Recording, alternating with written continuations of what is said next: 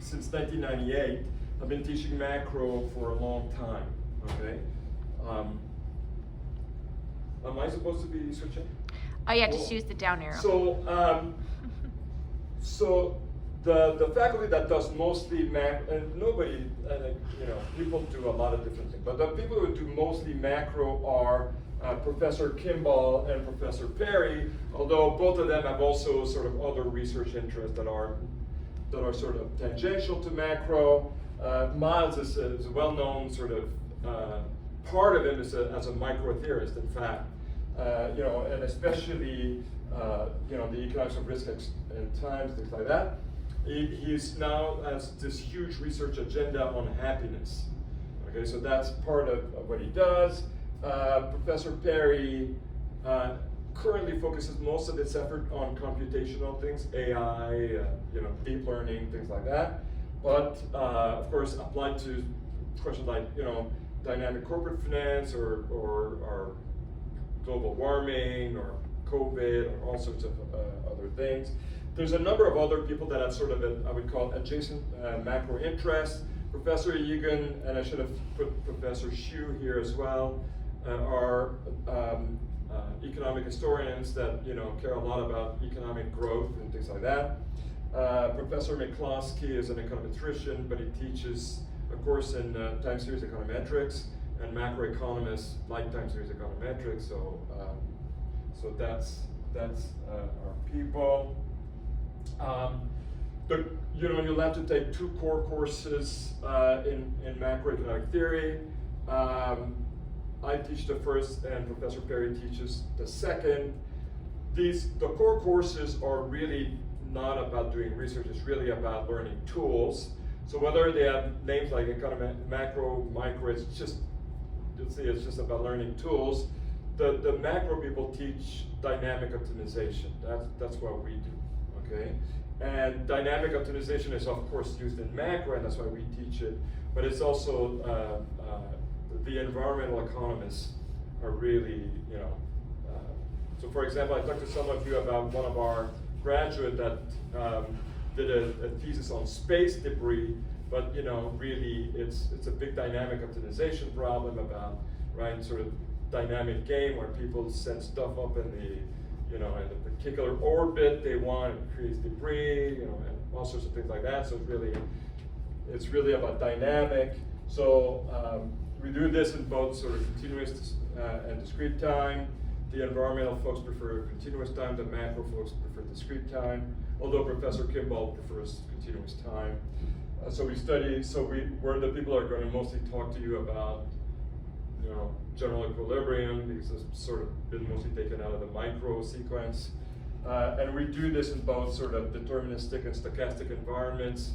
And for those of you who attended Professor Perry's class, you know that he also teaches numerical techniques.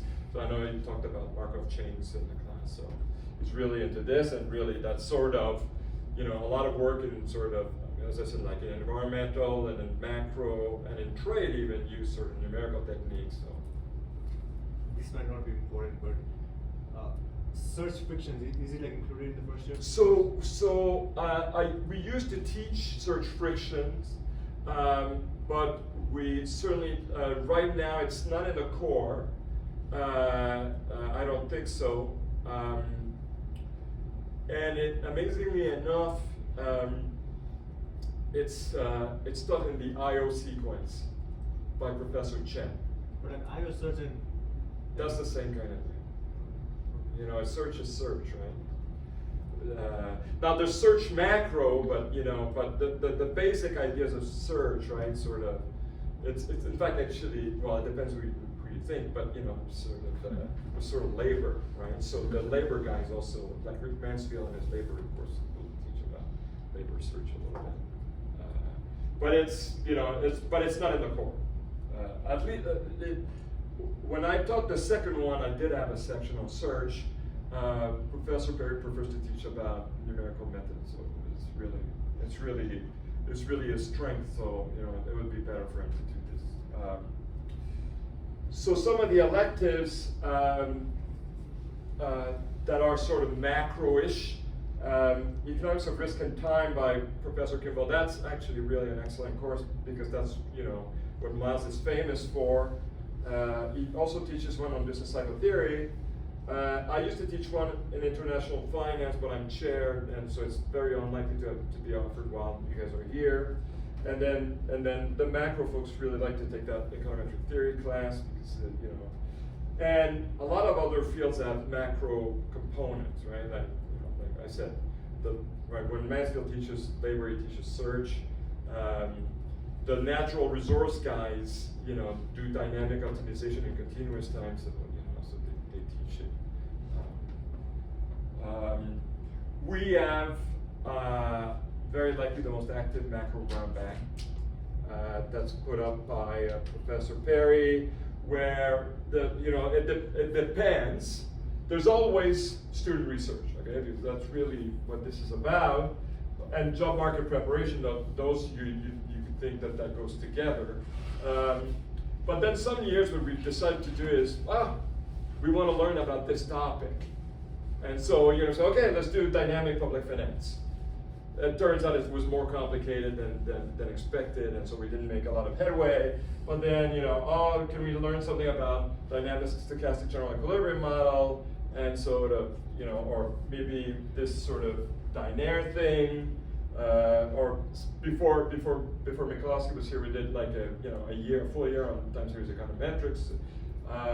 But this year we've had a lot of outside speakers, right? We've learned a lot of things about Zoom, about so we do outside speakers. So so opportunities to learn from other people. So this is really a subset of the people who've presented in the macro brown bag who were outside speaker on Zoom, right? So David Childers at Carnegie Mellon, Hu at Vanderbilt were both sort of very computational. Chris House at Michigan wanted an outlet for a paper he's writing on monetary policy, and so he gave it. Simon Schetttinger is really an environmental guy who came and presented it to the brown bag, but it's really computational. His thing was the computational part, and Alessandro is getting to be known in that field, so it's so people want to come and talk to him. But this was all online. And then there's several others. If you go to the website that I gave before, if you go to Ali Perry's website, you see that. And then there's a number of people that have come to give seminars this year. So David Alfaro came and gave a banking talk, and it was just before actually the Nobel Prize announcement. And in fact, he was using that sort of banking sort of framework. Fabrizio Perry just came a couple of weeks ago to give a paper in International Macro, and Victor Duarte is coming next week. Actually, is a computational guy, and Lilia Maliar, who was the president of the Society for Computational Economics, came. So so now those two were really, computational. Those sort of computational and macro. I'm going to put those two here as well because they were sort of using sort of macro kind of tools and environment. But really, those two were invited by the environment and the trade people, okay. And so there was really cool things. We didn't have a macro student on the market this year, right? But in the past, we've placed people at like the macro economists. So we placed two at Middlebury College. Well, one that was my student she was really macro. So she was search, in fact. This is the space guy. There, by the way, his thesis, the space guy's thesis was named the best thesis in environmental econ by the Society for whatever, environmental economists, the people that run the Jerry journal. But then, sort of, right, so I had another student go to Jiao Tong Shanghai Institute for Advanced Institute for Finance. She's no longer there. She left to come back to the US. She's at the IMF. We just placed a guy at the Peking School of Economics. Now that the non-Chinese people might not know what those two schools are, but the Chinese people know that those are a really good school. So this guy worked with Miles. He was doing sort of AI, deep learning kind of things. And then anyway, so but we didn't have one on the market this year. That's it. I will stop there and I will introduce Professor Youngmin Chen, which is our star microtheory IO person. So, Professor Chen. Okay, I'm gonna go. I hope everybody is having a good time. So I will talk a little bit. I'll be short, not as detailed, but I'm happy also take questions. Questions I'm happy to answer. And so I'll discuss. Let's see. I only have 2 slides. Okay. I'm actually discussing one is the core course in the field in the microeconomic theory courses, and then I'll discuss the field in industrial validation. In the micro theory, we have this sequence, right? Sequence, we have 3 courses, and we all know, right? Microeconomic is the foundation for the economic analysis, and really studies behavior of economic agents and their interactions. So the first course is micro theory 1, which is your first semester, which will be mainly on individual decision making, and typically covers consumer theory and production theory and optimization. You kind of learn the things, the tools you need for the graduate program.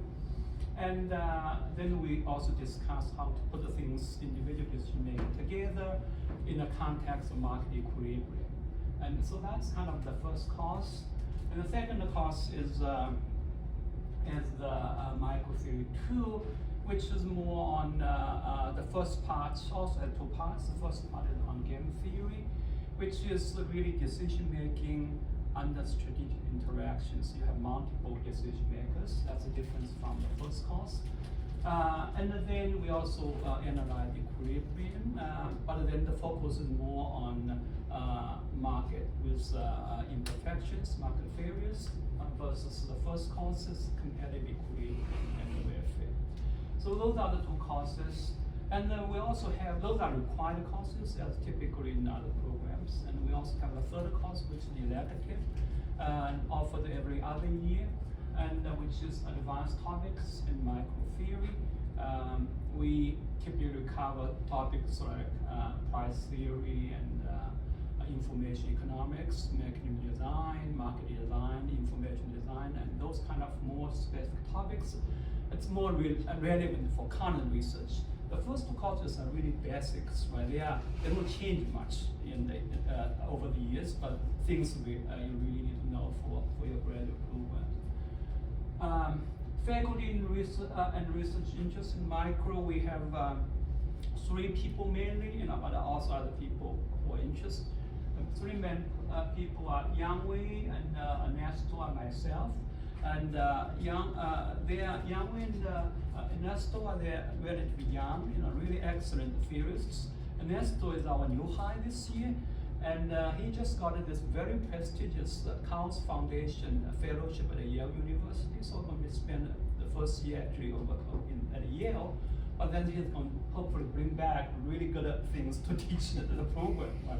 And so we really have we're really lucky to have a very successful hire this year. Somebody who is can give you a kind of idea how good this Cowles Foundation fellowship is. The last year's top theory candidates, Dan Clark from come out from MIT and went to UCLA, and he got this fellowship. He spent the first year at the Cowles Foundation at Yale, and this year the theorist who got that postdoc is our hire, who is Ernesto. So I'm really very happy that we have hired somebody that good. That's microeconomic theory. Any questions? Yes. So where did you hire Ernesto from? From University of Arizona. Okay. Yeah, so it's, I think this is kind of, we were able to get somebody who's a little bit undervalued by the market, although he was on the top series in this market. But yeah, he was the, last year, the person who got this Cowles Foundation fellowship was Dan Clark, who was MIT PhD and went to UCLA, and we got Ernesto who got this, so we're very happy. Yeah. other questions? Yes. How easy or difficult is it to work at intersection of IO and something else? I'm going to talk about IO, right? Yeah. So okay, that's the second one. Thank you. Yeah. This is kind of three theory people in the micro theory. If we really want to say how they differ, right? Other than they are young, more promising than me, is that I think Yang is more on the pure theory side, and I'm more on applied theory side, and Ernesto I would think a little bit between, and I think that's kind of the interests, and if the way to think about it, pure theories, IO theory, or applied theories, kind of applied theory usually think about theory problem from some particular problems, policy issues, or what things being discussed. So we have that motivation. Pure theory, you could just have there's one issue in the theory, which kind of people study, right? And so it's a little bit different, but we are all theory people. And the microeconomic theory really has, or microeconomics more generally, has many applications, or many areas of applications that right? And you can think about most of the things we discuss that you will be hearing, other than what Martin just saw, the macro, but you could think of micro foundation is for the macro. But most of the fields in the department are really applied fields of microeconomics. If you talk of labor, environmental, and development, and so on. And the IO is probably the closest kind of field to micro theory or microeconomics. That's why I can put together, and happens to be that I do a little bit both. And so if you think about it's a little bit difficult to separate exactly what's IO or the theory, because many of the top theorists also happen to be IO theorists. And the development game theory very much was because of IO development. Like for instance, John Carroll, whether you call it IO theorist or micro theory, the game theory, that he is everything. So so that's kind of IO theory, but we have two courses, right? One is industrial kinetic theory, which and there's also industrial kinetic and the points which is more empirical. So really the field has evolved in recent, last 20 years or so. There are a lot of interest in the empirical side, empirical IO. But I would say in more recent years, the theory is coming back. And so there are a lot of interest issues related, for instance, in antitrust issues, in search, in all information economics, and all those are very much IO and micro theory. And now the faculty in this area, in this field, we have 3 people, and we also have other like John Hughes, and he is also part of IO, but he does focus more on environmental issues, the energy industry.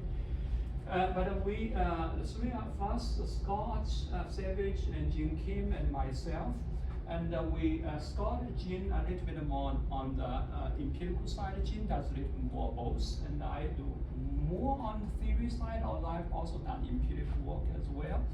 And so we are interested in issues, if you think about the pure some of the research, for instance, I do, if you think about information economics, like consumer search markets, right? That would be, if you look at the codes of the American Economic Association, some of those would be considered as microeconomic theory, but also you could find in IO literature as well. So I usually have like 2 codes. One is micro, and one is IO. And we have like Scott and I actually worked together in the past. We usually work. I'm the person kind of think about the theory framework, and Scott would happen to have some data set, very nice data set. That's how we have like I think we have 3 or 4 joint papers. But they are all empirical papers, but they have both theory and empirical components. And things that we work on, for instance, Scott is really a very good expert in telecom industry. That's one area he's well known of. And internet market, internet economics, I think that's, Jim does a lot of work on digital markets, digitization kind of thing. And I guess because I'm older, I guess I've done more work in different areas. So I have I've done work in price theory, especially on price discrimination, dynamic pricing type of work. I've done work on kind of more of fundamental oligopoly models. I have worked on those issues, and also vertical mergers and antitrust economics. The difference with applied theory person like that, I have been consultant for Federal Communication Commission and Best White. I do a little bit of those things, and pure theorists would not do those things. And I'm actually currently to tell you what I'm working on. Right? As I'm working on this problem of assigning those default position. For instance, like you have a search engine, right? It's actually when you have a PC manufacturer, it can have pre-store or pre-set the default position, and so the question is, if you have a competitive bidding, who would win the bidding in those cases? And then it's an issue which under a lot of discussions. There are several big cases, as a DOJ case, and there's the European Commission case against Google. And it's kind of, if you have regulations, what would be the effects of that? And I'm racing to finish a draft. I'm giving a talk at the business. Much of work can also be interested in business school with. So I'm giving a talk at the business school of Cornell University in 2 weeks. And I'm supposed to send them the paper last week, right? I'm sending them the abstract. I'm kind of bit by bit, I say, a week before the seminar, I'm going to send the slides for sure. but just the good thing about our department is that we are all very passionate in the research we do. We really enjoy doing those work. And I think, and we also want to help students to be successful once you come in your coursework and in your research as well. So this is kind of my very brief. I don't know how time-wise, but maybe it's already there. 1 minute, right? Okay. So Adam here. So I'm happy to really have because I started a little late. I noticed that. I'm happy to take any questions. If you have questions, we'll probably have 3 or 4 minutes. Yeah. And another thing is you can do is go on. I would definitely think it'd be a good thing for you. I'm pretty sure you're doing that. Go to the website, Japan website, and look at the faculty's research interests. Look at their recent publications, and get ideas. Say whether those are things we'd be interested in, right? And I do think this is a department in terms. I didn't get a chance to talk about like placement. I have had students in the past that are places like Tulane University, San Diego State, Kansas State. So those kind of. So I have some good students, and Lindan University in Hong Kong, and if you do good research, most of the students, my students at least, go to academic places. So that's but it's challenging. The faculty positions are few. So I had last year, I had a student which went to Charles Schwab, and she make more money than going to faculty position, but I still prefer that, or she actually prefer that go to an academic position. Yeah. Questions? Good. All right, very good. So I'll introduce the next speaker, Adam.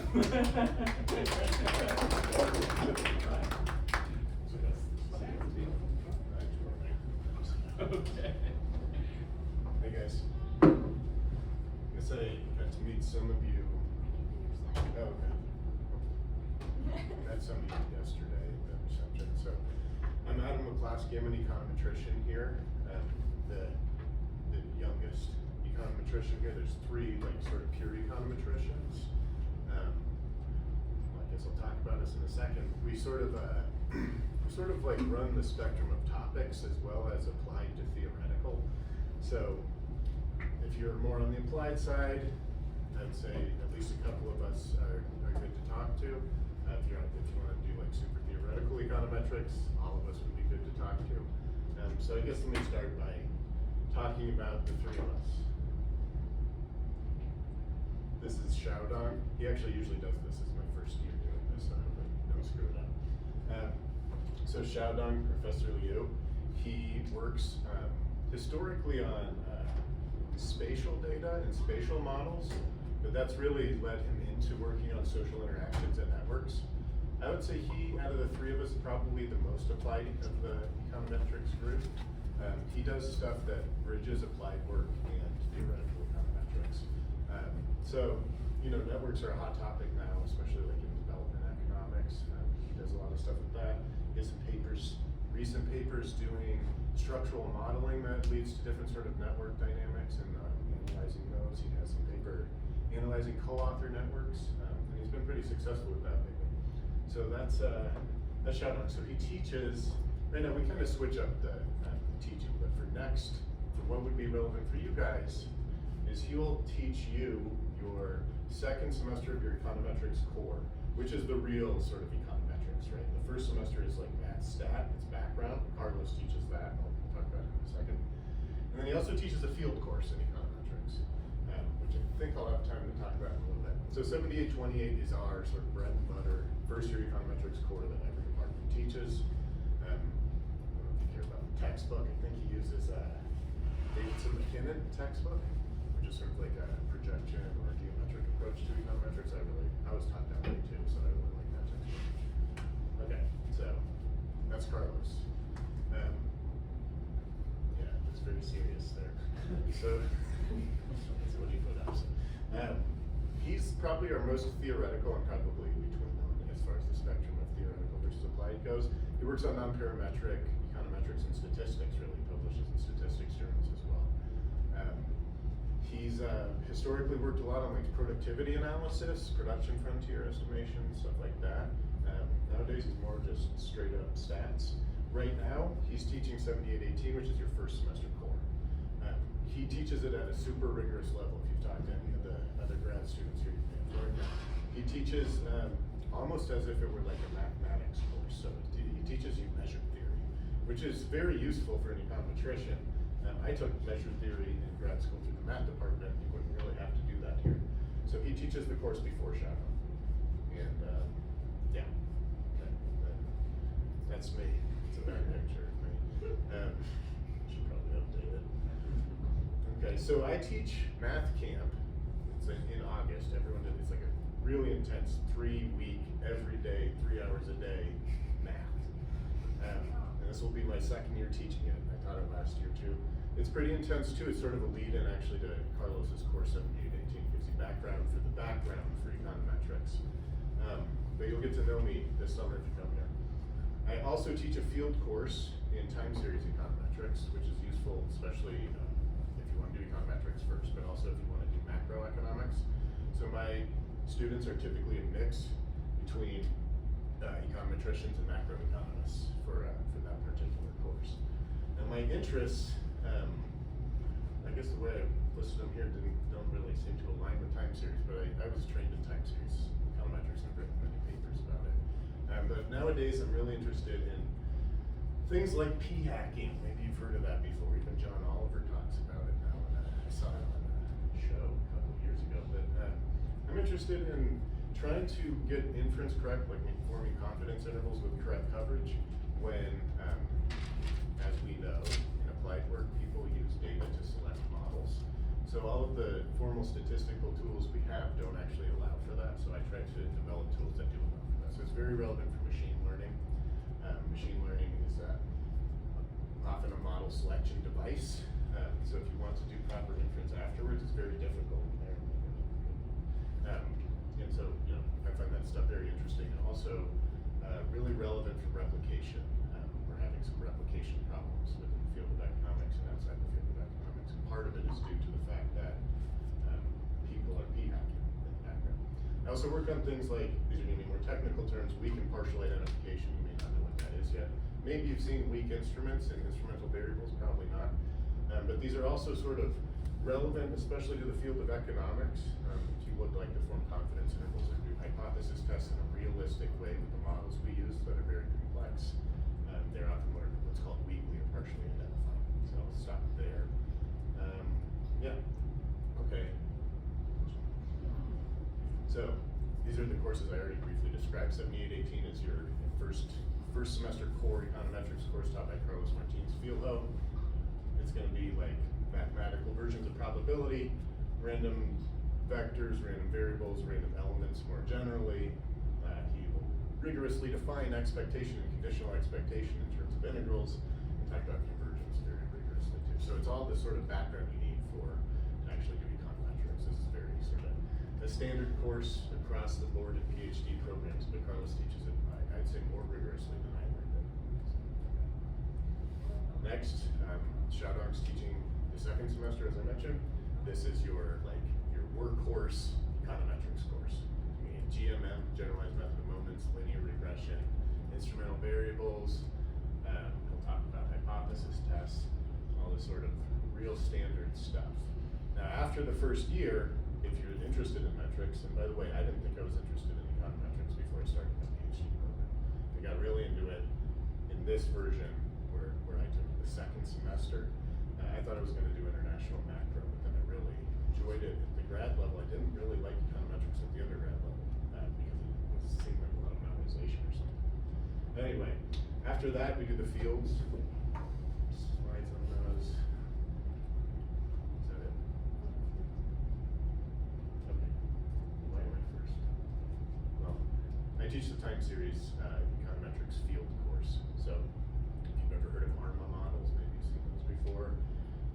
I talk a lot about what I find to be a very useful tool, especially in applied work, frequency domain analysis. So one thing I sort of focus on that many other time series courses don't is frequency domain analysis. So that's a way to take a time series and not just view it as it evolves over time, but you transform it into it's almost an engineering tool. It was originally an engineering tool to decompose the variation of a time series according to high, low, mid-frequency movement. So that's really useful for analyzing like business cycle stuff or really long-run implications of time series. So I find this stuff super cool.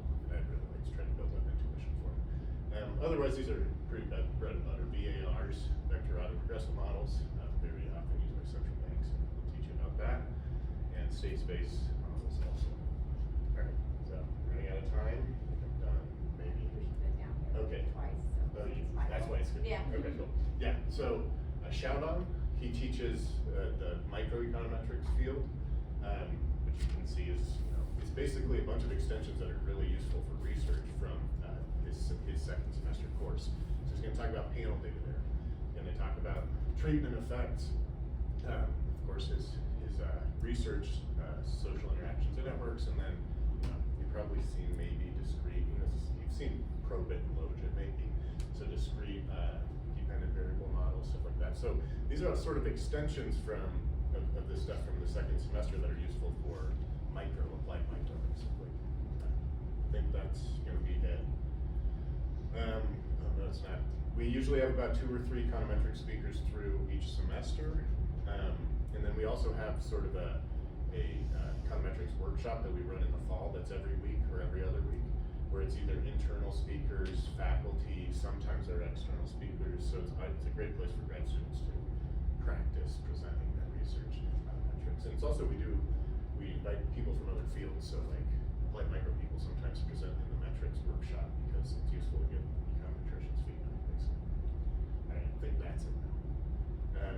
I'll just tell you, so advising wise, I'm currently advising 3 students. Xiaodong's got 2 right now. Carlos is at 0, but he usually does about 1. So we're, we take on fewer students than say applied micro, for maybe some obvious reasons, but yeah, so we're pretty active in advising. One of my students, who's the oldest, is very applied, so she's not even really a theoretical econometrician. She does sort of applied machine learning. One of my students, I'm actually co-advising the student with Carlos, so I shouldn't have said Carlos doesn't have any. He's doing stuff on deep neural networks. It's more theoretical. And then sort of my youngest student is doing stuff on synthetic controls. If you've ever heard about this, it's like a new technique in applied micro that hasn't really been fleshed out in its theoretical properties yet, so he's working on that. Okay, any questions? Yeah. Yeah, the first year sequence, like, how different is it from the typical Bruce Hansen's metrics? Similar, especially the second. I haven't, yeah. The second, Bruce Hansen's a econometrician in Wisconsin who developed 2 new textbooks lately that are cool. Actually, when I take over, we'll start using this. I mean, not for you guys, but the year after, when I take over 78, 28, I'll probably use Bruce Hansen stuff. So the way Xiaodong teaches that's going to be very similar. Carlos is a little less similar. He's more focused on like math stat. There's going to be more mathematical probably than Bruce Hansen's first semester textbook. Yeah. Any other questions? Okay. I'm thinking about the time and I see around a little bit. So I'll introduce you. All right.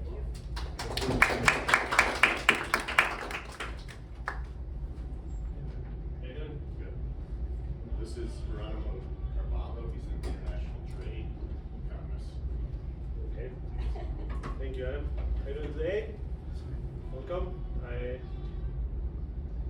don't have a full of slides. That's my name. I don't play that well with PowerPoints.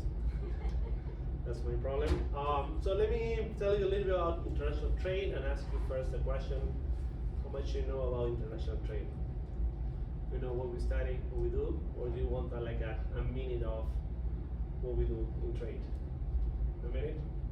Okay, so in trade, basically we want to analyze how things set up their supply chain, how consumers buy things from different countries, how you organize the location across space. So right now, there's a lot of things to do in trade, and what is a really cool thing about trade is that countries care a lot of what moves in and out of their country when it's coming from a country, which means that we have a ton of data. Okay, so all countries have very detailed records of when a product, firm sends, receive shipments from different countries, where the countries belong to the same companies, where they are affiliated from different countries, which allows us to study a lot of things.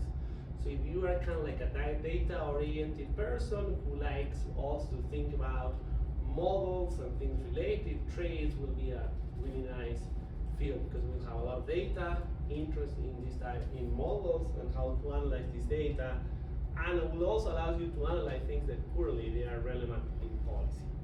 Okay? So now, because I don't have too much time, I think I have 8 more minutes, okay? Let me tell you a little bit who we are and what we do here. So we have 3 full-time faculties in trade, me, Sergey Nigay, and Wolfgang Keller, and we have 2 recently retired faculties who are Keith Mathkus and James Marcusen. We have 2 courses set up in trade. The first course is more about theory, workhorse models, empirical approach of trade, that I teach that course, and a second course more on quantitative trade models with a lot of application in computer programming that Sergey Nigay teach. Okay, so that's gonna be our 2 courses set up. After these 2 courses set up, we also have a trade brown bag. Basically, we meet regularly with students to present their research ideas. We present also our research ideas.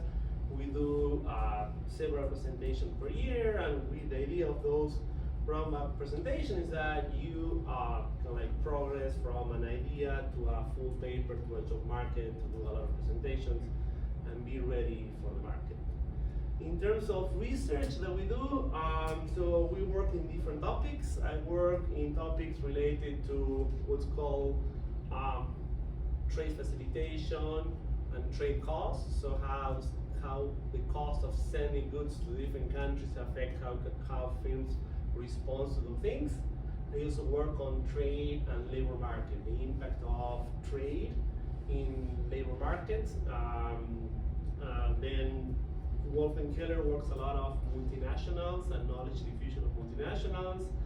And Sergey works in a mix of things. He works on some spatial trade and how some of infrastructure network affects the trade allocation. He also works on trade and consumer preferences, how the different preferences of consumers affect how trade, like how the impact of trade.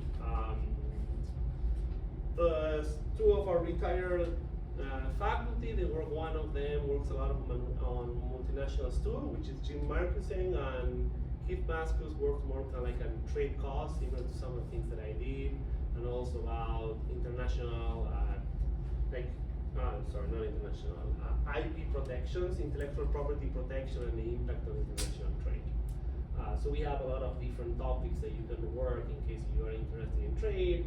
And I think another interesting story about international trade is that it has overlap with almost any field. You have more macro type of trade, you have more IO type of trade, you can have more applied type of trade, you have trade and health, trade and crime.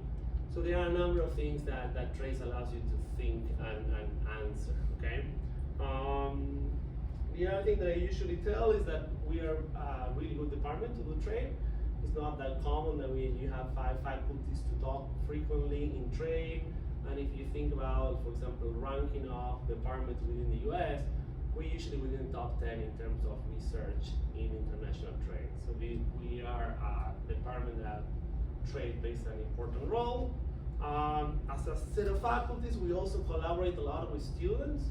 So me, Sergey, and Wolfgang, and Keith, we also have papers with students. So our aim is not only to help you get a dissertation, but also try to help you become also part of our research network and work together and try to think about what's the best way to move forward on the things. So we all have papers with our students. The other thing that I think is also worth mentioning, I don't know, usually at this point nobody has mentioned before, is that here in the University of Colorado we have one of the research data center from the Census Bureau.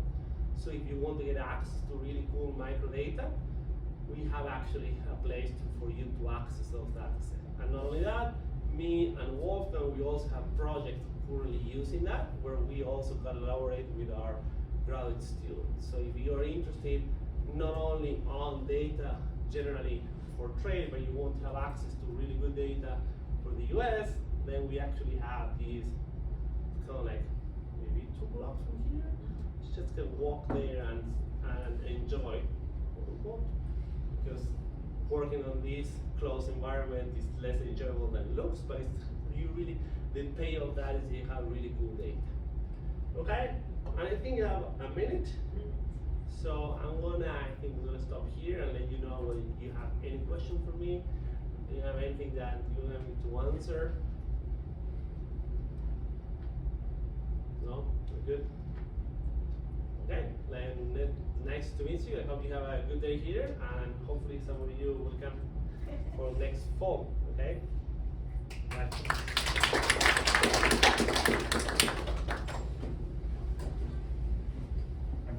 Yep, you're next. Hey everyone, I'm Taylor Jaworski. I'm an associate professor here in the economics department. So I'm here to talk to you about economic history. So for those of you who don't know, economic history is, I don't know, it's kind of what it sounds like, although some people get confused. It's just the application of the statistical and theoretical tools of economics to understand the past. We have a good department here in economic history. I mean, maybe we just all say that, but it's unusual to have 2 people even who are specialized basically entirely in economic history. So that's myself and Carol Hsu. And then in addition to those 2 people, in addition to us, we have a couple of others who I'll tell you about when I talk about kind of the research going on here. So economic history here at Colorado kind of serves 2 functions. One is that we train people to become economic historians, right? So very distinguished economists are economic historians. Claudia Golden, Leah Bustan, Ron Abramitski out there in the world of economics. People who have won Nobel Prizes are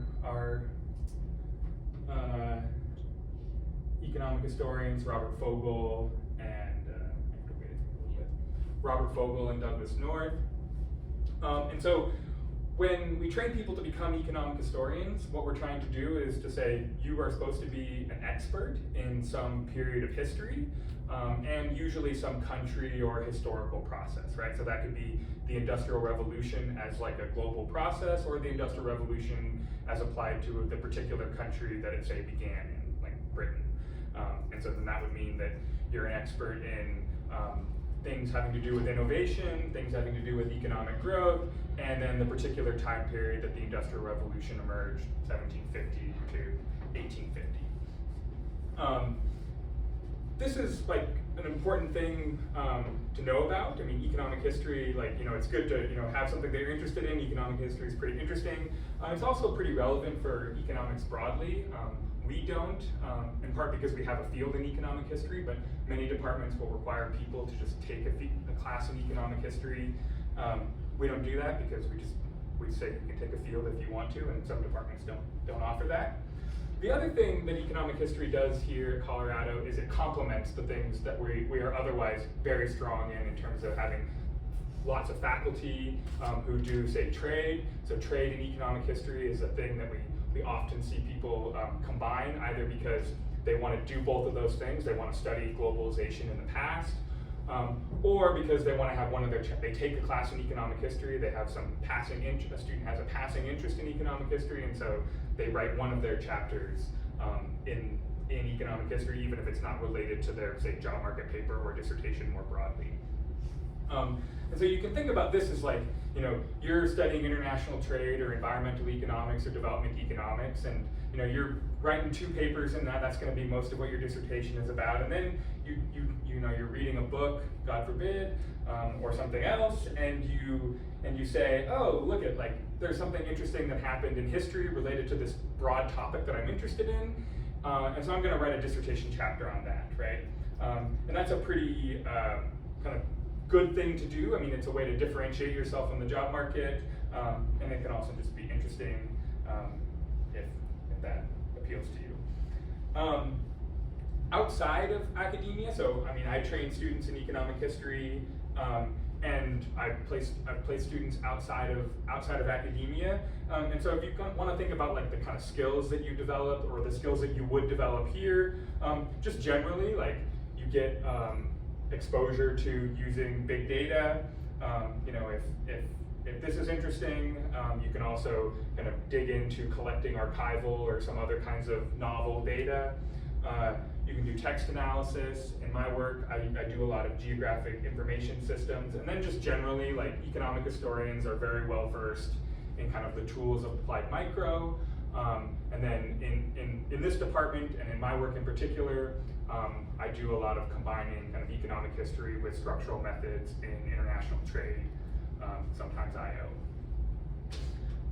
So that's kind of economic history as kind of a field, and then maybe the particular approaches that we take to it here. So I'll just tell you a little bit about some of the people who work in economic history here. So myself, Taylor Jaworski, I focus on US economic history, in particular regional development, and a lot of my work now is related to transportation. So when Geronimo was talking before, he mentioned Sergei Nagai, and so Sergei and I work together kind of on kind of economic history topics and kind of contemporary topics related to transportation and regional development. In addition to myself, Carol Xu is a specialist in Chinese economic history, and maybe, like, I don't know, the most prominent person in that field or in that subfield in the world. She's a distinguished economic historian of China, focusing on trade, regional development in China comparatively with, say, Germany or Great Britain. And then she's doing a lot of work right now trying to follow generations of people over time in China to look at how the development of the marriage market and intergenerational mobility.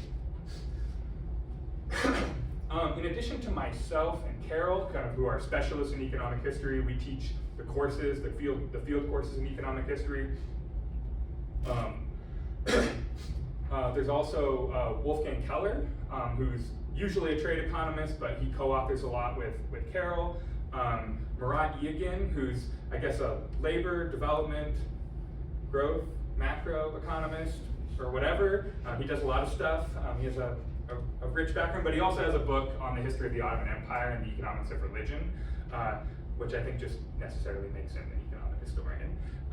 And then Franziska Antman, maybe a little bit more dabbling, not quite consistently working in economic history, but she also has an interest in economic history as like a kind of coming from the perspective of labor and development. So she has a recent paper on how tea was good for health in 19th century Britain that came out in Restaff. In terms of like what students do, so students take courses. We offer 2 courses, kind of one in US and one in what Carol specializes in, which is sort of comparative, like world or European economic history. So we offer those 2 courses. One of those courses is offered every year. And then we don't have our own brown bag at this point, in part because we don't have a ton of students who specialize in economic history, but I participate in the trade and applied micro brown bag, which is where some of my students will present. We've had students in terms of where they have gone on the job market in like the last 5 to 10 years or so, placed at Vassar, Baylor, Xavier, and most recently Wake Forest, in addition to some jobs in consulting and federal and state government. And that's it. That's what I got. Any questions? Yeah. Just out of curiosity, how old do things need to be to consider economic history? Like post-World War stuff, is that economic history? Yeah, so I mean, a lot of my work focuses on after the period after World War II. I mean, there are people who call themselves economic historians who focus on almost exclusive, not really in this department, but people who focus on like the period after Johnson's War on Poverty. Economic history, it is about the time period in part, but it's more the approach of trying to understand like the unfolding of a historical process. So if we're talking about like the period after the War on Poverty, it could be like we want to understand like the development of the welfare state in the United States, and that's like a historical process that goes all the way back to like the 1920s and things that states were doing. And like, I mean, it's true of anything, but like you can't understand something without understanding at least partially like the history of that thing, which is I think why we have that field here. It's a way for students to get exposed to something that they wouldn't otherwise get in a department where you learn about macro in a very particular kind of way. Question? Yeah, so like, what type of non-academic jobs do economic historians do? Like, what are they expected to do in those jobs? I mean, it's like anything, right? So like, we place students who, who do environmental, who do macro, who do history, in a job in government where, what they want in those jobs is they want somebody who is trained as an economist. You might not use your substantive expertise, say in environmental or macro. You might, depending on exactly what your job is in. But like when I was on the job market, I had a job offer at an anti-consulting firm or antitrust consulting firm. And then I recently placed a student who's like an economist for the state of Idaho. And so he does like kind of regional economic analysis for the state of Idaho. It's related to his dissertation, but like lots of people who are economists could do that job. How does the econ history community here in Boulder cooperate with the historical department? A little bit. It's not, it's kind of on a case-by-case basis. I'm working right now with a woman in the history department writing a paper on time use in Japan. But like, that's like a thing that I came up with, or a connection that I found. I'm working with someone in the classics department as well, but that's like on a case-by-case basis. I should probably stop, but I'll be around or whatever if you have questions, and I think John is up next. Thank you. I know Taylor mentioned he was also the placement director for a long time, so his sort of views and history of sort of where students have placed are, should carry more weight because of that. But, thanks, Taylor. How's everybody doing? It's a bit of a fire hose, the field presentations, but you kind of know how these are going to go now. I'm going to tell you a little bit about sort of what our course structure looks like, who we are in environmental econ, and what our students do. Got the next slide, please. Okay, so there are 4 of us who sort of mainly work in environmental and resource economics here at Colorado. So I'm John Hughes. I've been here since 2009. I started off as kind of a transportation and energy economist. So my dissertation was about climate change policy in the transportation sector, and then some market power issues in freight transport and goods movement. I branched out into the electricity sector, so I've done some work on renewables in the electricity sector, carbon policy in the electricity sector. I do some weird resourcey stuff now on optimal management and sort of equity and efficiency trade-offs in management of public lands, which is kind of a personal interest living in the West. I'm sick of it being so crowded out there, so try and think about sort of optimal policy for allocating access. I've got some other work on valuation. I'm typically a valuation economist, but some work thinking about how people assign value to goods that they perceive as rare. So I had a paper on a collectible trading card game, and now I have a project with a graduate student looking at bird watching. Right? So, are people willing to spend more of their time or their resources on bird watching trips if there's an opportunity to view a rare species? So that's me. Nick Flores was at the reception last night. Some of you may have met. Was our old department chair for 16 years, and he primarily works on valuation type issues. So he most recently did a lot of work on the Deepwater Horizon oil spill, so trying to figure out assigned damages due to that environmental disaster. But he's done some other stuff on resources, and he's doing some stuff on water in the West right now. Dan Caffeen started off as a traditional resource economist, so he did a lot of work initially on fisheries, understanding the economics of marine protected areas and other sorts of fishery sector policies. He branched out into transportation, so one of his dissertation chapters was about effective gas prices on driving behavior. And then we have a bunch of work together looking at sort of congestion policies and optimal management of roadways. And most recently, he's branched out into electricity sector stuff. So he's done a bunch of work on trying to understand big changes in the electricity sector. So what sort of explains the decrease in coal-fired electricity generation in the US? Was it policy? Was it just economics? So changes in gas prices and other economic forces? And then trying to understand what are the implications of integration of renewable electricity in the electricity sector, both in terms of traditional things like prices and quantities, but then also in terms of distributional issues. So which types of households benefit from those changes? Is it lower income households that may have disproportionately borne the costs of pollution historically, or is it higher income households? And just trying to understand sort of the incidence of those policies. And then last but not least, we just hired Stephanie Weber from Yale. She did her PhD at Yale and was in a postdoc there. She'll be joining us in August. Stephanie is an energy economist, so I'm gonna make this loose distinction between energy and environmental. And energy economists are half environmental economists and half industrial organization. So I've done a little bit of IO competition work as I've described. So Stephanie's kind of has her feet in both camps. She's really interested in sort of 2 big areas right now. Both are transportation related, so she has a whole bunch of work looking at electric vehicle adoption. So she's got really cool data, micro level data on every single electric vehicle purchased in the US for the last 10 years. And so she's trying to understand the consumer side of things, what drives consumer adoption at a really micro level, and then what drives the supply side of things. So how do we understand firms' decisions about where and how to participate in this new market?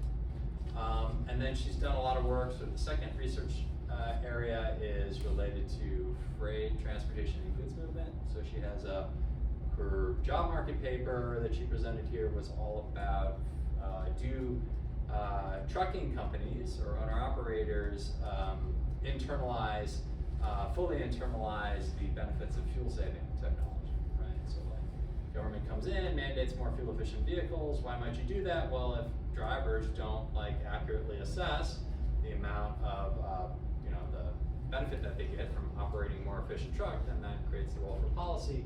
So she shows that truckers actually undervalue, right, the benefit of these fuel-saving technologies. She uses mostly structural econometric techniques. So you probably heard, or you actually did hear in Taylor's presentation. So that's like adding theory on your econometric model to make your data work harder, right? To sort of answer questions about economic primitives, not just like equilibrium outcomes.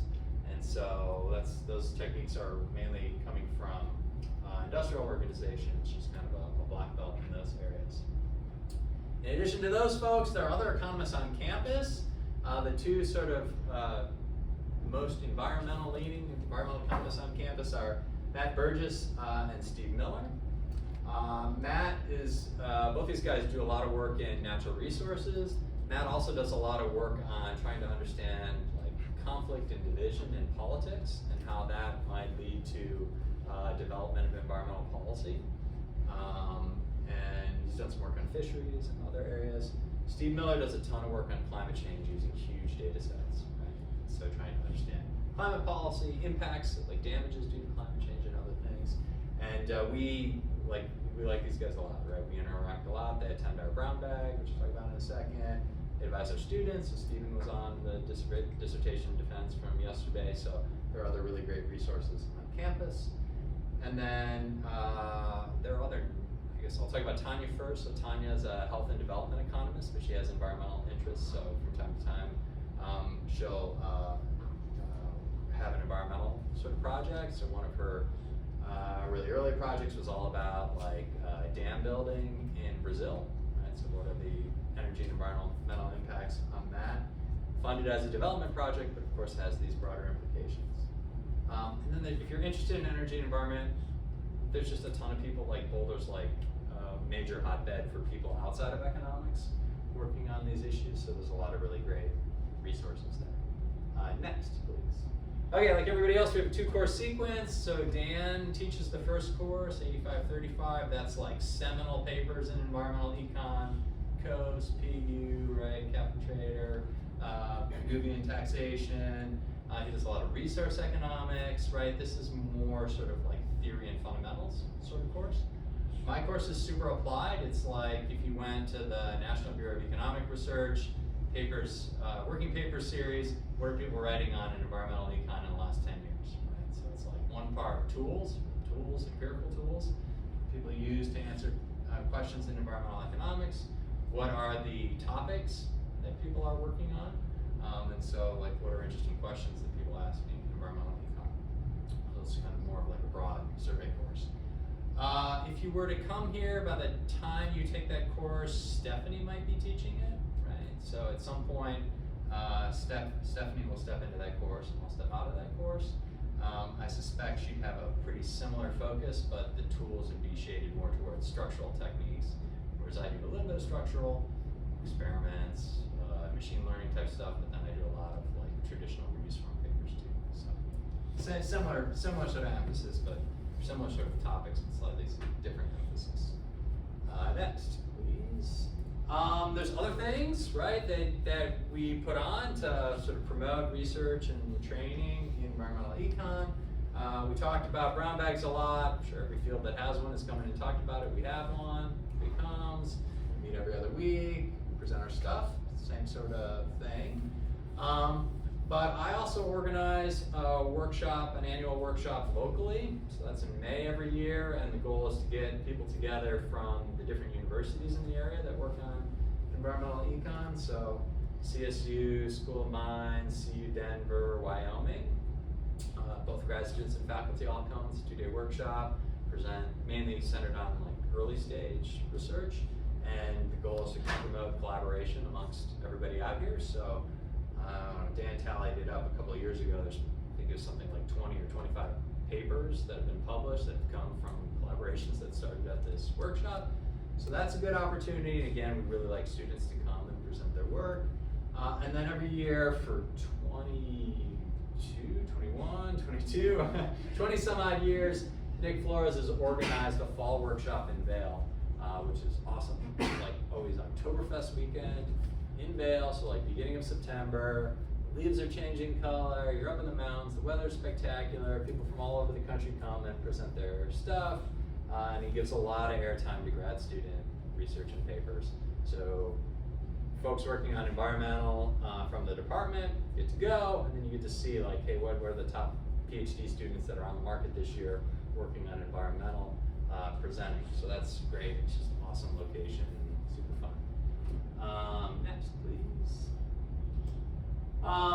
Placements, so it depends on like how you count, but if you like think about the dissertation chapters that have an environmental component, in any given year we probably have 10 to 15 students that either more to one degree or another sort of count as environmental economists.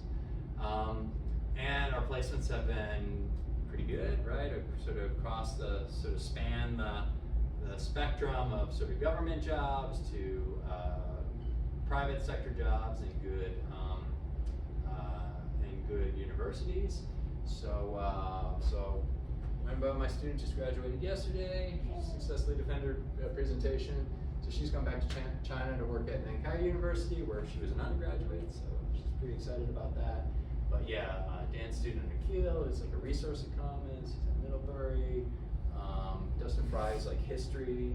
He's in Taylor's list, but also he does some environmental stuff. Is at Vassar.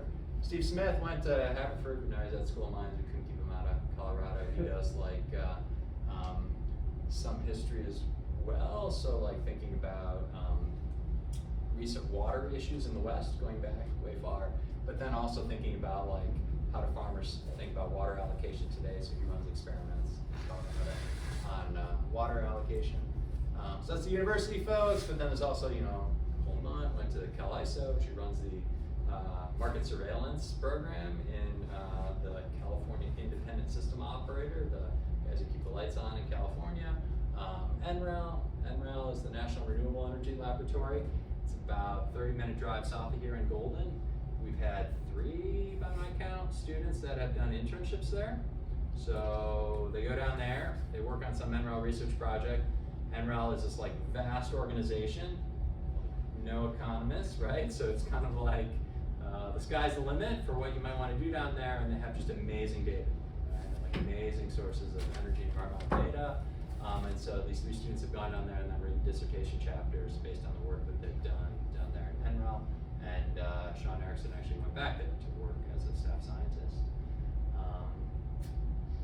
Yeah, the one challenge you'll have if you decide to come here, we'll talk about this at lunch, is like, it's amazing, so people don't want to leave, right? So there are some folks who take like private sector jobs or other things because they want to stay local, so that happens sometimes too. That's the Nickel tour. I'm actually kind of over time, but folks have any questions? Go ahead. I got a question. I'll ask it pretty quick. Okay, sure. So, like in the field of non-market valuation, Yep. I did assessment of the willingness to pay for carbon value. Yep. Master research. So Yep. I'm kind of thinking like, is there any professors that interested in this field that perhaps it's good to probably continue my research Yeah. under different perspectives. So Professor Flores is your person there. He didn't write the book, but he wrote a book, right, on non-market valuation together with Pettichamp and others. So he's a good person to talk with about that. Yeah. You were talking about the workshops like in Vail and with all the other Colorado schools in Wyoming. Do you have to be like a second or third, like do first years or what typical graduate students attend those workshops? Yeah, so there's no constraint on the workshop that I organize. It's on campus, there's no travel or whatever, right? It's fine. The Vail workshop, the department historically has paid for our students to attend. And then like last year, people came out of the woodwork to like attend this thing, right? The word got out. This thing is So we had all of these students, and it was like really expensive, right? So we're gonna put some more constraints on it this year. I don't know how it's gonna work, and it depends on interest. The main constraints will be like, are you writing in environmental? So probably anybody who has that interest will be able to go. So that might mean like, first years aren't going, but I would suspect everybody else would be eligible to attend and being reimbursed by the department. So, all right. Well, I'm going to see you guys all at lunch, so I'm happy to entertain any other questions broadly or more narrowly about environmental then. But turn it over to Rick to talk about labor.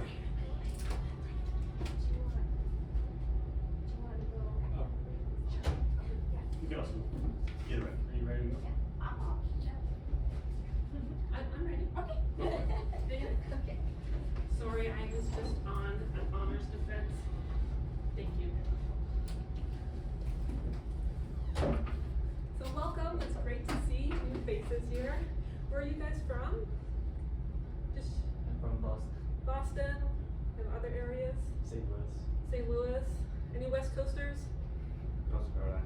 North Carolina. People from Colorado? Any internationals? Where are you from? I mean, I'm from Nepal, but I flew from Wisconsin. From Nepal originally? Or even from Thailand. From Thailand? China? Well, anyway, that's awesome. Welcome, folks. So I'm Professor Barham, and I'm going to tell you just a little bit about the development field. And first, to give you just a little bit of an idea about what we actually do as development economists. This is very little. So we're going to look in economics, but we're going to look in developing countries. So we're thinking about often poor middle-income countries. So some of the countries where you all come from. Why is it important? Well, most of the world's population lives in these countries, and there's actually unique challenges, right? So sometimes there are markets like we might have here, right? There may not be an insurance market. There may not be banking like we might have here, right? So there may not be property rights. I used to live in Yemen for a couple of years, and there just weren't property rights. So there would be like, you go to build, and there would be like gunfire all around. So you have to think about these kind of things. So the reason why we come in a little bit differently is because we have these unique challenges. And we also look, so we're going to try and kind of understand what some of those unique challenges is, how that may affect things differently. But we're also, many of us are trying to think about, well, how do we bring people, give people better livelihoods, whatever that might look like. That might be education, health, income. That might be, sometimes I think these are kind of Western values. We also want to think about what the values that people have there are, what are the gender differences, are these things that are kind of making a difference to livelihoods or not. So we might be trying to understand why are some richer or some are poorer, and we might try to think about, well, what works? Let's look at different policies that governments or NGOs have put in, like, have they been successful? Have they met their goals? And some of this is important. I worked for the World Bank before I actually went to do my PhD, and this is when I lived in Yemen, and I was always and I worked together with the UNICEF office. There was just this idea that they did good, right? And that I would, and when you were kind of thinking what to do next, it was like, who could debate better? What would work? And I'm like, this isn't that great. Like, we should be able to measure this. So since 2000, there's been a huge change now where we actually are going to actually test a little bit more what works and what doesn't. So it's kind of exploded what developing economics does. There's many more development economists than they used to, with this real idea of figuring out like what is working and what's not. With data, not just who can talk the better talk. The other thing that's kind of cool about development economics, you can do everything that you do in all the other fields, but you can also do it here just under development. So it covers micro and macro, and then many things in between. So just to give you an idea, there's 2 courses that we teach. It's a sequence, you can take one or both. And these are just an idea of the topics that we cover. So we talk a little bit about health, about education, about early life investment, about particular policies, conventional cash transfers, some of you may have heard them, some of you may have not, fertility, poverty. We look at firms in developing countries, that's a whole different thing, political economy, savings and risk, labor, environment, historical stuff. So we look at what a lot of the other fields look at, but just in a developing country perspective. And you will write a paper in each of these courses where you're trying to, you know, think about many of those issues that you might bring even the theory from the other classes, or bring it to a country where it may not work quite the way it does in other places. So again, it's growing. There's a lot more work on India and China now. They're large countries, so I'm really glad that that's happening. So I think it's been for a while there, I feel like we were kind of shrinking, and now I think we're kind of expanding again to how many people are working in development economics, because it's unique, and I think people are realizing it affects all of us, right? We all have to live together in this world, and what happens in one area affects other areas, so we need to understand those unique problems. How do we do this? This is also, there didn't used to be a lot of data, and there used to be a little bit of secondary data, so it used to be much more theoretical.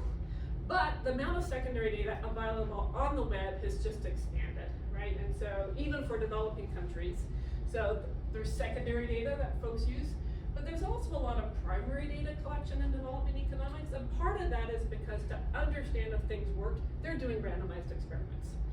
Lots and lots of randomized experiments now.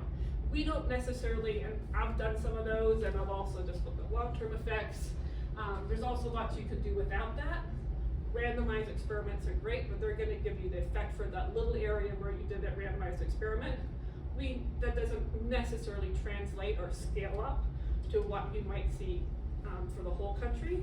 So what's kind of nice about the space we're in right now is people more and more wanting to get cool secondary data to make sure that things are working at scale, as well as trying to make sure we have some idea of like the causality from using randomized experiments. People work kind of on your own. People often work with NGOs or work with governments. So in development economics, you kind of see that kind of gamut covered. Most of our students tend to kind of work on their own, but I've had, at least in the past, a lot of data collection. Here's kind of one of my former students in Bangladesh, where we have a large study looking at the long-term effects of family planning and early childhood health interventions. Here we have a kind of a phone survey. Those are some of our enumerators. So where we can, I'm gonna be back probably into doing more field work where we can. We like to get our students out or pass or get out through connections with sociology or some of my other colleagues. It's somewhat more disciplinary development economics. So when I did this survey, I worked with geographers, demographers, public health specialists, the whole gamut. And we all had students who worked in that kind of interdisciplinary environment. So we're not super large, but there's lots of us that, again, who touch on it because we all often work on similar topics, right? So Francisca Antman, who's on sabbatical this year, she does a lot of work on Mexico. She and I teach the two courses, and then there's a number of other people. Murat kind of has moved a little bit more into different areas, but he's actually originally Turkish, and he's done a lot more of macro work in development. Wolfgang is an international trade economist, and he kind of works around the world with different things. Carol is originally from China. She's done a lot of work on China. Though she's a historian, those two things really cross over. And when you look at a lot of there's a lot of crossover too, just in terms of, we use the same techniques everybody else uses. And so there's like a lot of crossover on our people who do, like, you're going to talk to Rick next, who works in labor. There's a lot of crossover in those techniques, and so people will work with even a variety. You may not even work with Francisca and I, you may be working in a developing country, but I don't really like that word, we still use it, but anyway, a lower middle income country, but maybe you're working on environments, you're working with our environment people, right? And you may bring in one of Francisca and I just to kind of give a different perspective, because we've seen maybe a little bit more of these things on the development side. So there's a real blend in terms of how you work in development, whether it's kind of working more in kind of one of these other fields and then just applying it to these countries, or working with Francisca and I. And it's great. We all have done lots of that and get along, so there's a good number of people who do work in this area. Questions from you guys? How many students like specialize in development? How many people right now who How would many, how many PhD students do their dissertation on like development stuff? So I would say the majority would be like environment or labor, and then they would take, and that would be their area, but then they would do one of their papers in development. So we probably have about, I mean, we're not a large cohort. I would say we have one every 2 years who would just be development. It's not possible. Yeah. So there's a lot of crossover work that goes on. And because the other areas do more of that theoretical, so you get a lot of the labor theory from labor, a lot of environment theory from environment, we won't repeat that theory, right? So we, I actually do a lot of human capital theory and life course theory because that's an important part to understand for how things are working in the countries, but we try not to overlap. So it's complementary. Any other questions? What other countries besides Bangladesh do y'all do work in? Or is Bangladesh I have worked in Mexico, Nicaragua, Yemen, and Bangladesh, I think, and that's including like survey work and all of those ones. And Francisca has mainly worked in Mexico. She's got a Mexican heritage. And then, there's people who work in China. Kashwang has worked in China. In fact, Jeff Sachs, who's a labor economist, has done work in China. And then the macro people, there's lots of other countries. There's some people who've done work in Eastern European countries. And do you typically visit the countries that you're working in? Do I? Yeah. Always, because I do field work. Gotcha. I worked for the World Bank for numbers of years and traveled and lived and, same with, Francisca's from Mexico, so, yeah. She usually uses a little more secondary data than I do, because there is a little bit more and she knows the language better. My problem is I work in too many different countries with different languages.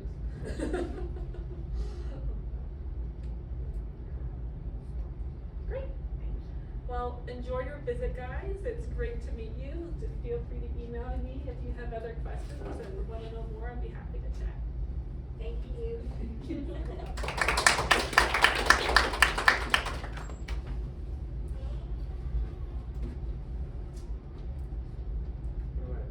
You want to just push down when you're ready to Yes. advance? Thank you. Great. Perfect. I'm Rick Mansfield. Sorry I didn't see any of you yesterday. I was busy with picking my kid up from daycare and getting doctor's appointments and everything else, but I can talk, any of you guys who want to talk to me after this, I'm available. So I'm one of the labor economists here. I'm actually one of, I would say, 4 of us faculty who specialize in labor economics. And we have different specialties that cover a wide variety of issues within labor economics. So Tara McKinnish is one of our senior faculty members, and she's done a whole lot of work in marriage markets, understanding who marries with whom, but also what the implications are for the labor market, tied spouses, how often different spouses have to settle for lesser jobs in order to stay with their partners, how it affects their labor supply, how it affects their investments in education.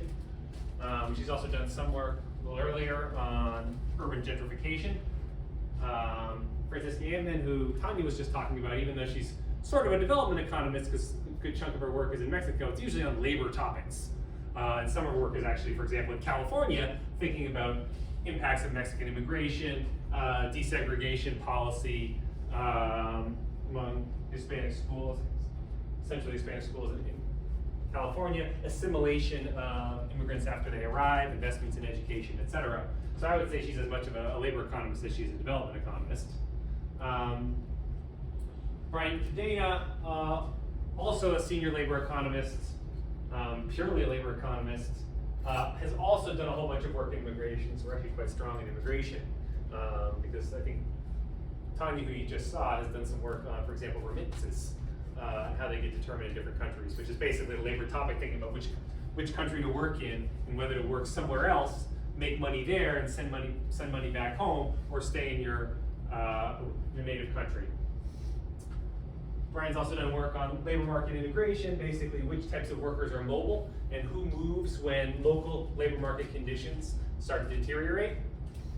He's thought about human capital investment, how people's major choices, for example, respond to business cycle conditions and changes in labor market demand for different majors.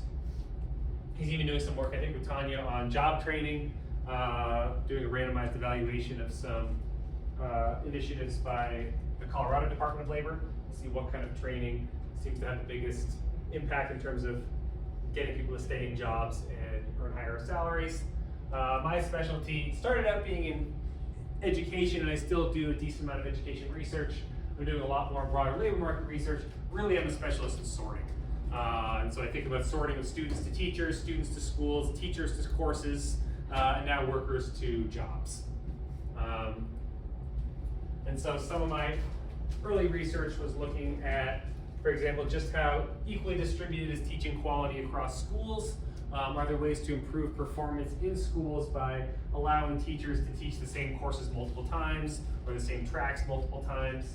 I've done another paper on tracking, looking at whether the worst students are actually hurt when you start tracking courses in honors and non-honors sections. Now a bunch of my research looks at equilibrium impacts of targeted labor market shocks. So a lot of the work I do is basically with large-scale administrative data, originally with an entire state's worth of education records, and now with an entire country's worth of US national employer-employee data, with basically just about every worker being able to follow them as they move across jobs and see how much they get paid. And so I've been looking at how much, for example, local labor demand shocks you move, for example, a production plant. Google opened up a campus in Boulder a few years back. Which workers actually benefit from that? How much of the gains, how much of the wage gains, for example, actually stay among Boulder workers, and how much of them start to trickle out to Longmont, to Colorado Springs, et cetera, which has implications for who should actually be incentivizing these plants to move. Should Boulder be paying the full cost of tax incentives to convince Google to come, or actually a bunch of the benefits going to accrue to cities that are a little further away, as the jobs that would have been taken by Boulder workers get taken by somebody else a little further away? And how much of them get trickled down, not just to tech workers, but workers with very different skill sets, service workers, retail workers, etc. Now I'm doing some work with Geronimo Caravaggio, evaluating the labor market impact of China's WTO entry. There's been a bunch of work on this, but we think there's been a number of overlooked mechanisms. Not only did import competition from a huge swath of Chinese imports cut off some manufacturing jobs that had to compete with cheaper Chinese imports, somebody was actually doing the importing. So there's actually a bunch of wholesale jobs that got created that had been overlooked. And you can imagine it also potentially lowered prices at the kinds of retailers who could sell Chinese products. Think about Walmart jobs that are getting created now that they can offer cheaper prices because they can sell cheaper products, they can expand production, they can hire more workers. We find that there's actually a decent amount of job creation from China's WTO entry that has been a bit overlooked. And so in addition to all these faculty, I already mentioned Tanya's work and Ranma's work. Murat, who Tanya also mentioned, has done a bunch of work on marriage markets and also incentives to invest in education and how they interact with marriage markets. Taylor Jaworski, who's an economic historian, has done a bunch of work looking at how historical investment in infrastructure affected where production occurred and therefore where labor demand was, and how that impacted workers in different parts of the US. And Xiaojiang Liu, who's an econometrician, particularly focuses on spatial econometrics network models, and in particular with application to peer effects. And so a lot of his work is actually using data on who's friends with whom, for example, in schools, and how that affects performance. So in terms of what do we actually cover in our PhD courses, first of all, at least in my course, I do a bit of an overview of different approaches to writing papers within labor economics. For example, fully specifying a theoretical model and structurally estimating using data, or you can write more of a qualitative model where you don't introduce all of the parameters, try to derive some comparative statics, and then test those particular predictions separately. In that case, you can't do simulations of the model, but you can still test whether the model is reasonable. There are other cases where you're just trying to use quasi-experimental techniques to estimate a particular parameter. Other cases where you're just trying to get a policy effect, and that policy effect might be a function of several parameters. So I'm trying to give sort of an exhaustive list of the approaches to writing papers in labor economics, which are really approaches to writing papers in applied micro more generally. And then talk about issues in labor supply, both static and dynamic. On the static side, sort of thinking about the trade-off between leisure and consumption. How much should workers choose to work? How should workers choose hours? How do hours constraints affect workers? On the dynamic side, how should you allocate labor supply over the life cycle? When should you work in your life? When should you save? When should you retire? What are some of the implications, for example, for social security systems? I do a decent amount on labor demand in the static versions. There's an emphasis on automation and outsourcing. For example, as robots get better and better and AI gets better and better, how much risk is there for workers? Where are the workers going to go? What happens if workers all lose their jobs? And are there possibilities that automation in one place generates increased labor demand in other industries, either because they're the ones producing the robots and maintaining the robots, or protecting information technology, but also it could just be the case that automation happens because it's profitable. Somebody makes the money, the profits go somewhere. Either somebody has more profits or competition causes prices to go down. Some consumers save some money, they spend it elsewhere. Where are those jobs going to pop up? So sort of equilibrium impacts of automation on labor markets, as well as similar kinds of decisions involving outsourcing. It's another mechanism by which firms potentially replace workers. Instead of replacing them with machines, they replace them with foreign workers. And then we do a little bit of dynamic labor demand, thinking about adjustment costs. Under what circumstances do you actually need to plan how many workers you want to hire, or can you just adjust your staff as conditions change, as wages go up, as other inputs become cheaper or more expensive? And the degree to which you need to plan really depends on how costly it is to fire workers, to hire workers, to train workers, etc. We do a bit of a unit on human capital accumulation. Under what circumstances should workers invest in more education? When should they stop? What determines that choice? And then a little bit, sort of from the policy side, evaluating educational inputs. Just how valuable are different types of colleges? Just how valuable is a higher quality teacher to student performance? So sort of trying to figure out which kinds of investments in education actually pay off from the perspective of, for example, government investments in education. We do a little bit of amenities in local labor markets, thinking about spatial equilibrium. How do housing markets and labor markets interact to determine who lives where and which businesses operate where, so that both businesses and workers are trying to figure out where to locate in physical space.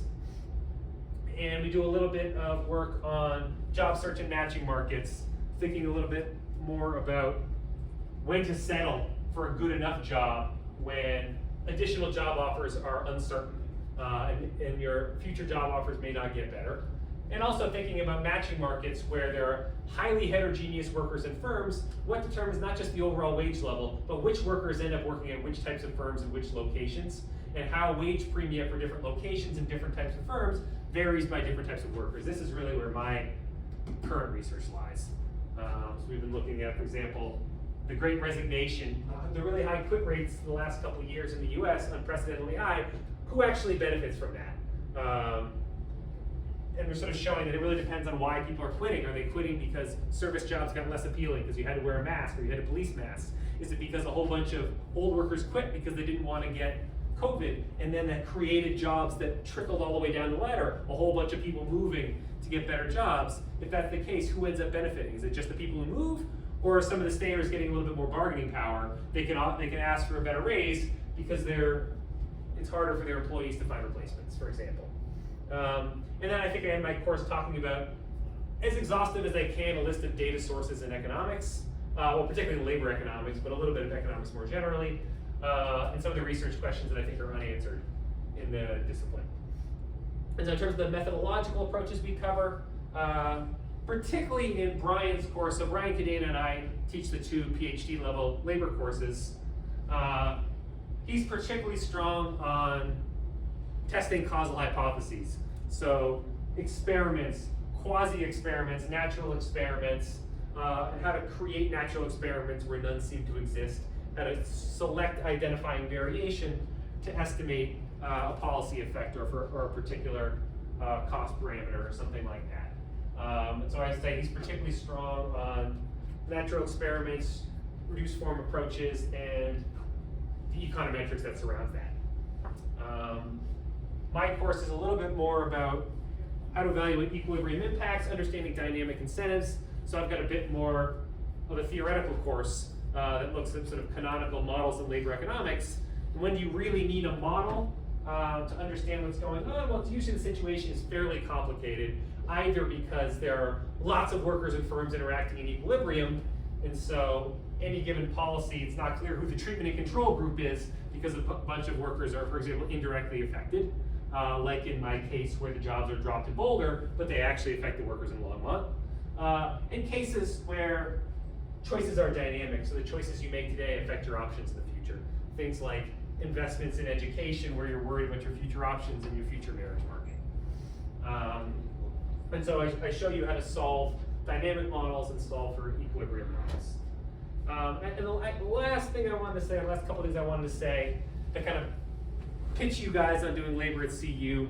A bunch of my research takes place in the Rocky Mountain Research Data Center, which is like 5 minutes away by walking.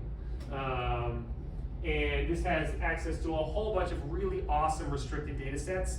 It's a bit of a pain to get through the process of applying for those and getting access to those and getting the results out of those.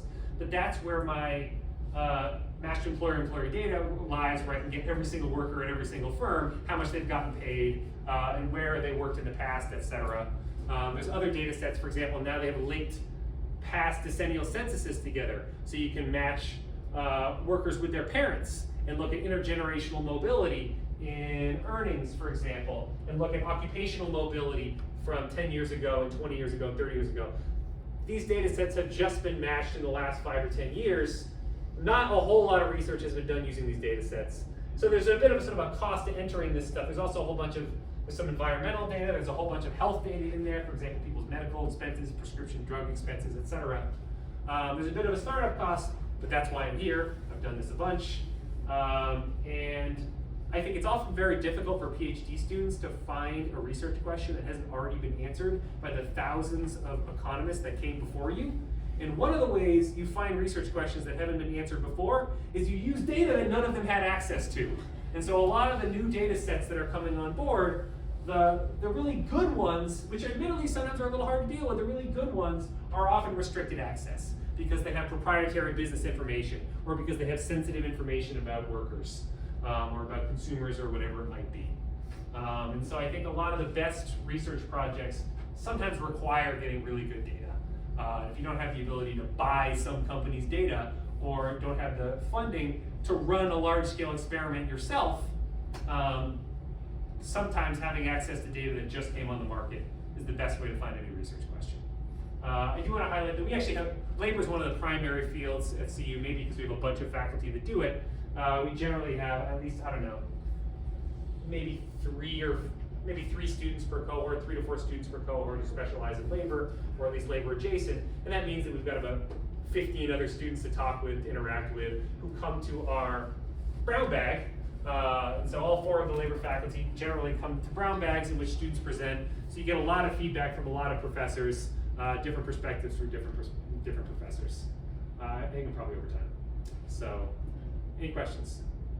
But I'm the last one, so it's not so consequential. Yeah. So, is there any professors that interested to the topic of discrimination in the labor market? Yeah, Francisca Hammond. Yeah, she absolutely does that kind of thing. So if you have a chance to talk to her, reach out to her. She's on sabbatical, but she will be back next year, I think. So when you guys arrive, she'll be here to talk to. So I guess she's not that easy to talk to today, but she would probably be our specialist in discrimination. Anything else? Okay. It's been a couple hours of presentations. I'm not surprised you're exhausted. Thanks, guys.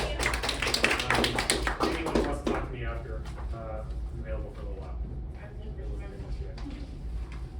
Right.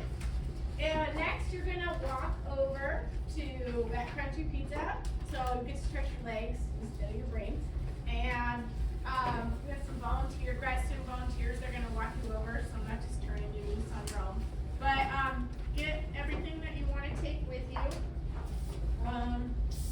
Trash is right here, and anything else I'll take care of. But I will send the PowerPoint, my PowerPoint, to you via email, and then I will also share this PowerPoint with you. And I'll put in some of the links too that I missed, like the Grad Plus program, International Student Scholars, and the placement page on our webpage. Highlight a couple other things too that we ran out of time. So you'll have all of that in your email. Probably on Monday, once I get all the dust settled.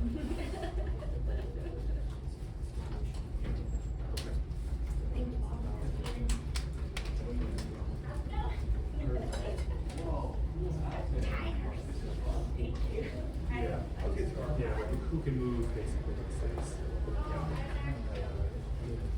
Yeah, we should have some students. How much are they able to do? We do have a bunch of trainings. PhD students. Talk about the challenges doing that. Okay, no, keep going. Is there anything? If you want to use the restroom. Is there something you want to ask about that? Or just, Because he's not student, so okay. I'm kind of carry on Actually volunteer at the animal, the wildlife sanctuary.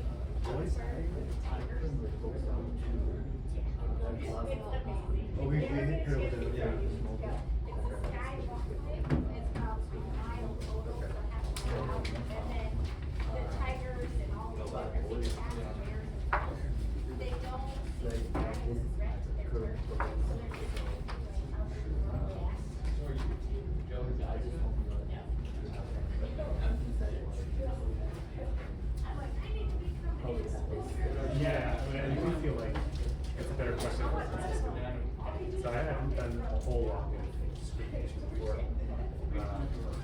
Seen some of the models presented in grad school.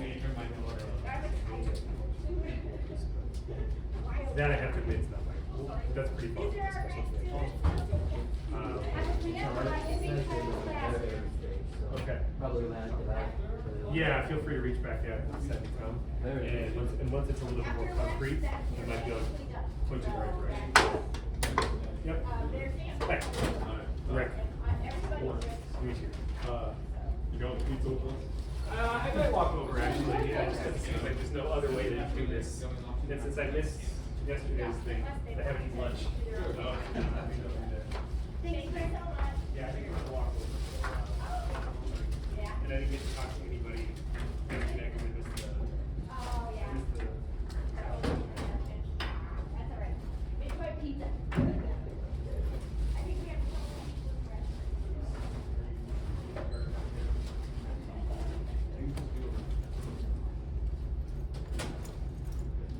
Thank you for coming. I hope you enjoy the rest of your trip here.